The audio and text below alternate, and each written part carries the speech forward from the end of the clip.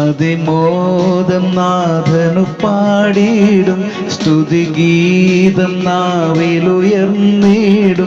ഇത്ര നല്ലവൻ മമ ശ്രീയേശു ക്രിസ്തുനാഥനെന്നിയെ ആരുള്ളൂ. എബ്രായർ 7:26 ഇങ്ങനെയുള്ള മഹാപുരോഹിതനല്ലോ നമുക്ക് വേണ്ടത്, പവിത്രൻ, നിർദോഷൻ, നിർമ്മലൻ, പാപികളോട് വേർവിട്ടവൻ, സ്വർഗത്തേക്കാൾ ഉന്നതനായി തീർന്നവൻ.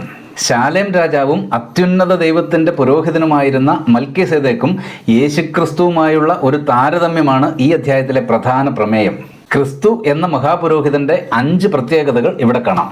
തൻ്റെ സ്വഭാവത്തിലെ വിശുദ്ധിയാണ് പവിത്രൻ എന്ന പദം സൂചിപ്പിക്കുന്നത്. നിർദോഷൻ എന്നാൽ ദുരുദ്ദേശമോ കൗശലമോ ഇല്ലാത്ത നിരപരാധി എന്നാണ് ആശയം. പാപികളുമായുള്ള സമ്പർക്കമുണ്ടായിരുന്നെങ്കിലും ധാർമ്മിക മാലിന്യം കലരാത്തവനെന്ന് നിർമ്മലൻ എന്ന പദപ്രയോഗം വ്യക്തമാക്കുന്നു. പാപികളിൽ നിന്ന് വേർവിട്ടവൻ എന്ന് മാത്രമല്ല, നിത്യമഹത്വം സംബന്ധിച്ച് സ്വർഗത്തേക്കാൾ ഉന്നതനായി തീർന്നവനാണ്.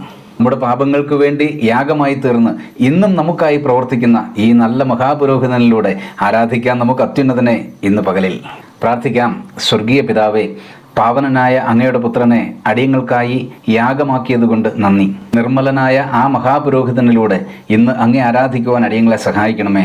യേശു കർത്താവിൻ്റെ ധന്യനാമത്തിൽ തന്നെ ആമേൻ.